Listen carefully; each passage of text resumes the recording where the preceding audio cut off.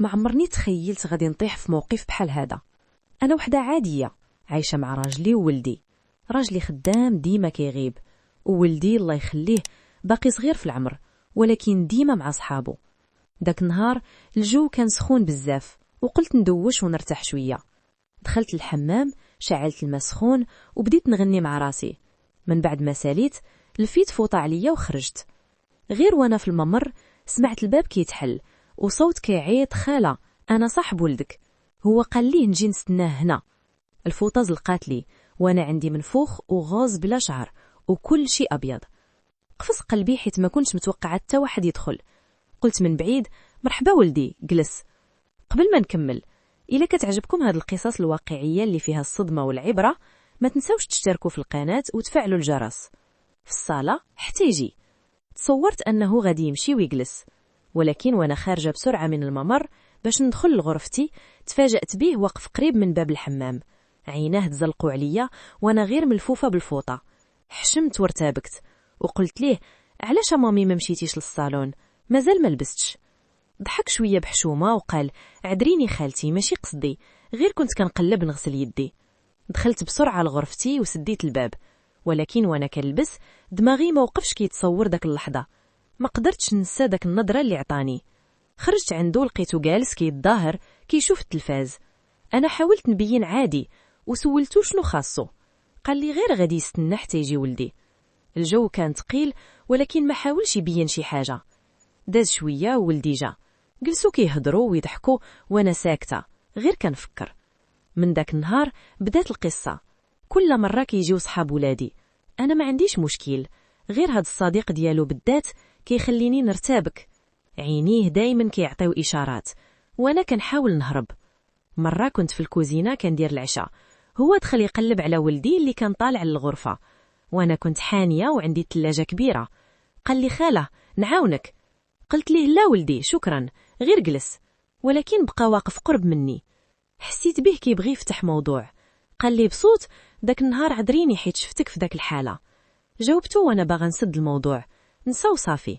ولكن هو ما نساهاش. مره اخرى ولدي حرج مع اصحاب اخرين وبقى هو بوحدو في الدار كيستناه. جلسنا في الصاله بدينا نهضروا. لقيت راسي كنهضر معاه اكثر من اللازم.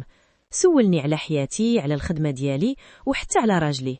كنت كنجاوبه باختصار ولكن لاحظت انه مهتم بكل كلمه. ومنين كيبقى يهضر معايا مره كيقيس يديه وهو كيرتاقف، انا عيني ما كيحيدوش عليه. من بعد بدا كيجي بزاف، كل مره بحجه يشوف ولدي، ولكن الحقيقه عينيه كانوا عليا اكثر من ولدي. مره كان الليل وولدي تاخر وهو بقى عندي. جلسنا كنتفرجوا في التلفاز. دازت واحد اللقطه رومانسيه كتشهي. حسيت به باغي يقول شي حاجه، حتى قال لي: خاله نقدر نهضر معاك بصراحه؟ جاوبته وانا قلبي بدا كيدق. ولدي قال ليه: انا من داك النهار ما قدرتش نخرج صورتك من بالي. عارفك مرا كبيره وعندك راجلك، ولكن عيني ما بقاتش غيرك.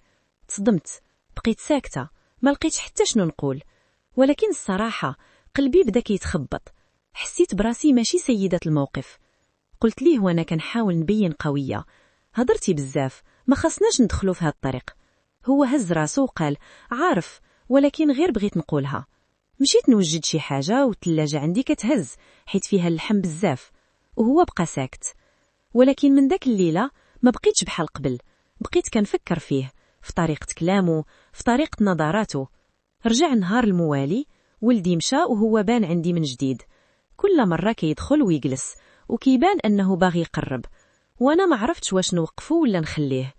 القصه كبرات والعلاقه ولات معقده من غير ما نحس. ولفت حضوره ووليت كنتمنى اللحظه اللي يجي فيها. ومنين ولدي ما كاينش في الدار كيلقاني بوحدي معاه، وكيوقع اللي ما خصوش يوقع. واحد نهار عييت صابره وقلت مع راسي: ياك هو اللي كيقلب عليا، وانا شحال هادي ما شفت الخيار.